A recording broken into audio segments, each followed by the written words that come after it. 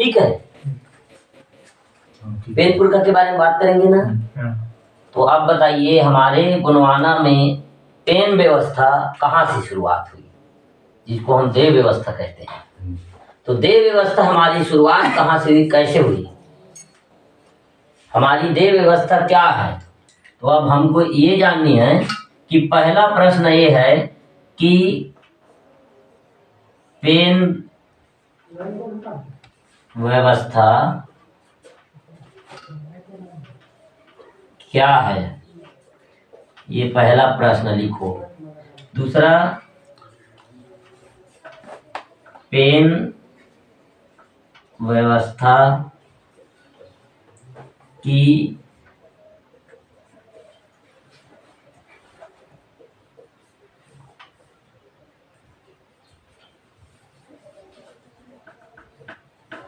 Phone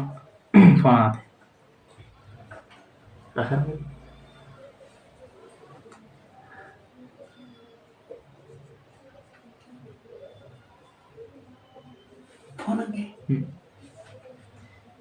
ये दूसरा बताइए आप, ये तो साइलेंट करना पड़ेगा यार, कहाँ है, कट गया। कहाँ से शुरुआत हुई, अब देव व्यवस्था क्या है, कैसे देव व्यवस्था हमारी बनती है, ठीक है ना। तो पहले बात देव व्यवस्था क्या है हम ये जानेंगे। हमारी गोंडी समाज में हम लोग धर्मपूर्वी हैं, धर्मपूर्वी है ना। धर्मपूर्वी अर्थात 5000 ईसा पूर्व जब धर्म की प्रादुर्भाव इस भारत में हुआ, गोंडवाना में हुआ, उसके पहले हम लोग किसी भी धर्म के अंदर नहीं आते थे, उससे पहले रहने वाले हैं, इसलिए हम धर्मपूर्वी है। धर्मपूर्वी को जिसको कह दिया, पहले सर्वप्रथम दो संस्कृति के बीच में लड़ाई हुई। पहला आर्य संस्कृति और अनार्य, दो ही के बीच में संघर्ष शुरुआत हुई, ठीक है। तो आर्य यानी होता है, अब आर्य का अलग अर्थ निकालते हैं। आज की वर्तमान में वैदिक धर्म ग्रंथों को मानने वाले लोग आर्य का मतलब होता है बलवान, गुणवान, ज्ञानवान, उसको आर्य बोलते हैं, ऐसे बोलते हैं। किंतु ऐसा इतिहास में नहीं है। आर्य का मतलब ये होता है कि जिनके पूर्वज बाहर से आए हैं उसको आर्य बोलते हैं, और अनार्य यानी जो यहाँ की मूल निवासी हैं, जो यहाँ से रह रहे हैं, पूर्व से रह रहे हैं, उसको। तो जब अनार्य व्यवस्था थी, यहाँ पे अनार्य व्यवस्था थी जो यहाँ की मूल निवासी व्यवस्था थी, तो आज हम इसी मूल निवासी व्यवस्था पे बात करेंगे। मूल निवासी की व्यवस्था पे बात करेंगे। और उस मूल निवासी व्यवस्था में पहला व्यवस्था थी गोंदलाई व्यवस्था। क्या व्यवस्था थी? गोंदलाई व्यवस्था। गोंदलाई के मतलब ये है कि जिस प्रकार से प्याज गोंदली, ठीक है ना, गोंदली का परत के ऊपर परत, परत के ऊपर परत ऐसे उसका चढ़ा रहता है, उसी प्रकार से हमारी गोंदलाई व्यवस्था को हम ये कह सकते हैं कि एक समूह में जीना। जैसे आज आप देखेंगे जंगल में वनस्पति, जैसे साजा का पेड़ रहेगा, वहां साजा का बहुत सारा पेड़ रहेंगे, ठीक है। सरई का उसको क्या बोलते हैं, रवार बोल देते हैं, नहीं मतलब छत्तीसगढ़ी सरई रवार है, ये साजा रवार है, ये कौआ रवार बोलते हैं। तो इस प्रकार से वनस्पति भी अपने अपने ग्रुप के साथ में, अपने समूह के साथ में हुआ रहता है या फिर जमीन में उपजता है। तो उसी प्रकार से हमारी व्यवस्था थी कुटुंब व्यवस्था यानी गोंदलाई व्यवस्था। हम लोग एक समूह में टुकड़ी में अपना जीवन निर्वाह करते थे।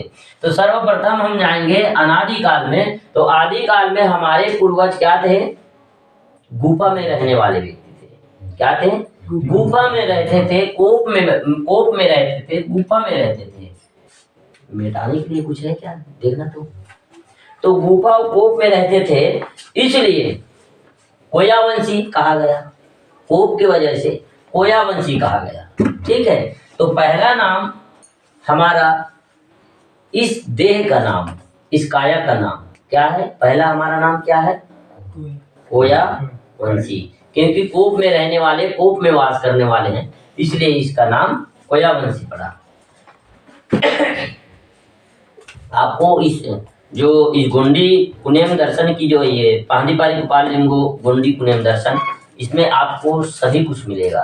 तो आज हम पेन व्यवस्था जब ही हम समझेंगे जब हम अपनी गोंडी व्यवस्था की कुटुंबी व्यवस्था को समझेंगे, तब हम जानेंगे कि पेन व्यवस्था को।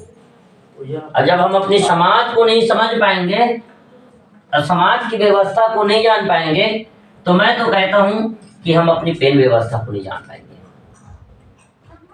और हमारी समाज से ही शुरू होता है हमारा पेन।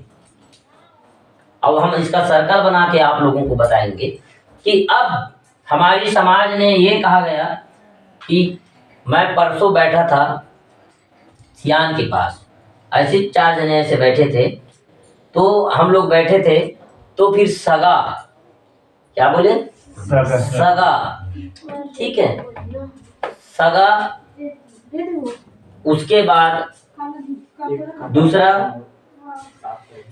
नाथ और तीसरा गंगा, ऐसे बोले। बताओ, अब उसके लिए मैं चिंतन कर रहा था कि ये होता क्या है। उन्होंने बताया, अभी थोड़ा से मिटाने तक रुक जाइए। तो हमको इस व्यवस्था को जानेंगे, जब किसी के घर में काम होगा, किसी के घर में कोई काम होगा, कोई सामाजिक काम, बर बिहा नहीं तो और कुछ काम, ठीक है, तो वो काम होगा, तो सबसे पहले जरूरत किसका पड़ेगा, सगा का, ठीक है, सबसे पहले जरूरत किसका पड़ेगा, सगा। सगा यानी कौन, सगा शेरमिया, ठीक है, का सगा शेरमी यानी सुवासा सुवासी, शेरमी बोलते हैं इसको हम, ठीक है, सगा यानी शेरमी यानी समधी, ठीक है। अब समधी आएगा तो फिर किसको ढूंढेगा वो भाई, समधी जैसे मेरे गांव में है, दूसरे गांव का समधी मेरे घर काम है, तो अब मेरे घर काम है तो मेरे सगा आ गया, यानी शेरमी आया, मेरे समधी आया, तो सगा आएगा, शेरमी आएगा, तो किसको ढूंढेगा, समाज को, किसको, समाज यानी कुटुंब,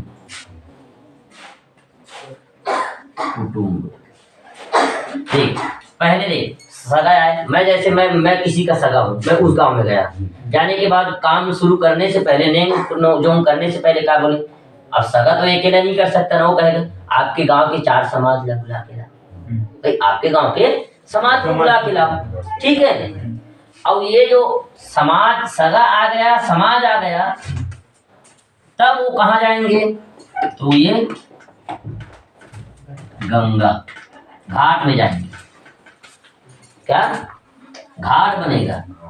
जैसे मांझी का काम है, सगा पहले आया शेरमिया, उसके बाद वो समाज को ढूंढा, ठीक है, सगा और समाज दोनों आने के बाद फिर वो घाट गठोंदा बनाएगा, फिर घाट गठोंदा बनाएगा, तो फिर वहां आपका कार्य होगी, ठीक। तो पहला ये तीनों की जो ये चैनल है, ऐसा हमारा समाज में होता है। तो आज कभी भी काम होता है, न सगा को ढूंढते हैं, न समाज को ढूंढते हैं, न गंगा को ढूंढते हैं, वो सिर्फ बुला लिए बामन को और मंत्र पढ़ाना है, जो भी हुआ। तो ऐसी में हमारी सामाजिक व्यवस्था का खंडन हो रहा है, सामाजिक व्यवस्था का विलोपन हो रहा है, इसलिए हमको इस व्यवस्था को जाननी आवश्यक है। और कोई भी किसी का भी सगा हो, आप भी सगा हो, मैं भी सगा हूँ, किसी का किसी ना किसी का, तो आप जहां भी जाते हैं सगा हो, इसके मतलब आपको अधिकार मिला है, उस घर के सगा हो, आप काम करोगे, उसका नेम जोम में खड़े होगे, लेकिन किंतु बिना समाज के आपको खड़ा नहीं होना है, ठीक है ना।